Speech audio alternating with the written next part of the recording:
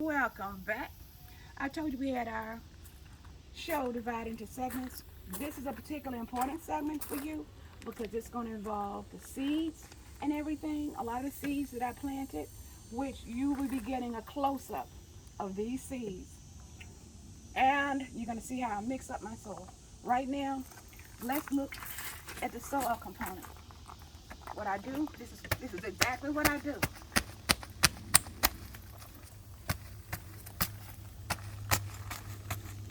I'll pretend you're not here because this is like serious business, guys. So what I do, I pull that back, then I get it. Great exercise too. You can't get to the gym, break open some cow manure. Do something like that. Okay, then I'm gonna get this out. And a lot of times what I do, I layer it. So I'm going to, where'd I throw that thing? Oh, here it is. Okay, let's get in here. So mix this up. Put a layer of this, and I love this particular brand, which I bought a bunch of, because it has everything. The vermiculite peat moss, because as you know now, you can't find peat moss. You can't. Folks, I've even had people looking, helping trying to find it around here in Zone 8, where I live, nestled in the midst of a bunch of other states. You can't find it. So what this is, I love this. I love this brand. So I'm putting that there. Then I'll go and mix it. This helps me to kind of have a good idea of the mix. So I mix it up like that, like I'm mixing up a cake or some cornbread, southern cornbread or something. Then I'll stop and go and get some. I'm gonna put my gloves on. Then I have a special mix in here of bone meal, y'all, whatever brand you like, bone meal, and then garden tone, whatever. When you're putting your hand in this, don't put your hand directly in there. You always put your gloves on. So I'm doing this, and this is probably speed. This is actually speed. I get a handful, mix around like that, stir that up. Then I start this process all over again. I think by now you get the idea. And so what you do, you get yourself some music. Your favorite, I like Brazilian. I like all kind of stuff. Put that in there. And I'm not gonna go all the way up. But then I go back over here. I scoop out some more of this cow manure. Drop that over there. I get me another handful of this.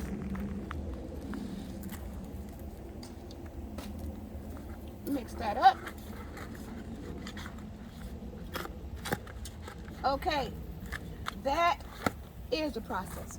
Whether you're using a container like this, whether you're using grow bags, whatever you're using, those are the steps. Okay, just make yourself comfortable. Those are the steps. Now, you may say, Miss Marvel, how do you plant out those? Now, how do you plant them out? Okay, for the fall, and this is what you've been asking me about. For the fall, let's look at what I planted. I'm going to show you in the bags what I planted. Those are the seeds. Those are a bunch of seeds. Let's look. This year, because of the way the climate has been changing a lot, we have a different kind of environment. And when the environment changes, the word is adaptation. We adapt. This time, I feel like we can't go by a planting calendar or anything like that. And because I have so many seeds, I decided to plant for the first time early prolific squash. This should be fully developed in about 67 days. Hopefully it will. And if it doesn't, I enjoy watching it grow. Okay? Now, let's look at what else I planted. I planted Capitano bush beans. And let me go over here and let you see. That's what they come in. Those are Capitano bush beans. You get about 100 in a pack. All right. As we move along, this is a different. Those are great in grow bags. This is another elevated container. You can step back and see that it's up. It's up high. So as you age, or however weight you are, you won't have to bend over or do anything like that. And if you come around, you'll see that we have stringless garden beans in there, iceberg lettuce. This came up in 3 days, the lettuce. This took about, and you see some are still popping out through the soil. These came up in about 5 days. The spinach has not broken the soil yet, but I expect for it to. As we look around in here, we have kale. So I want you to look up closely what I have growing in here. I have Market More cucumbers,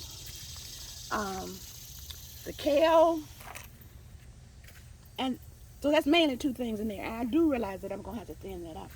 Okay, as we come along over in here, once again, these are container. You can buy type of squash. And this is a container variety. It only has to be about 12 inches tall. And so this says 50 days. Let's just say. But it brings me joy.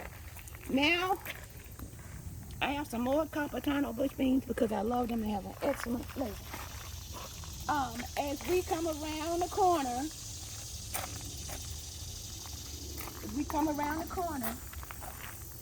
I love greens. And you saw those up there. We have turnips. These are southern turnips. Turnips. Southern giant curled mustards here. Now, over in this area, we are not going to get, I've been looking. If we're lucky, we'll get 3 hours of sun. But when it comes to adaptation, my plants realize that they're going to have to fight to survive. We had a great spring garden, and they got maybe 4.5 hours sun. So when things are tough, they fight through it. They don't throw up their hands and give up.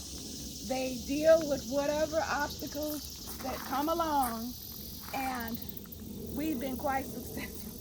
We are down in the trenches together, and I'm going to show you later what they're going to look like.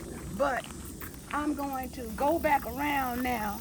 I'm going to go back around and once again show you some more what the seeds look like, and then we're going to be moving on something else. Okay. So I folks want to know one thing I want to fully tell you. We have southern curl mustard, red giant mustards. I didn't do cowpeas this time, but I planted spinach, scallop squash. I planted purple top turnips, okay? And I planted globe turnips. we planted, I didn't plant the Chinese, I planted cabbage, I can say cucumber, the pickling kind of cucumber, carrots, bush beans, and then lettuce. I just butter crunch lettuce, black seeded Simpson, and then here's another whole bag full of different kind of things. But you get the idea. It's a mixture of fall crops and spring crops. Okay, now I'm gonna move on to another segment.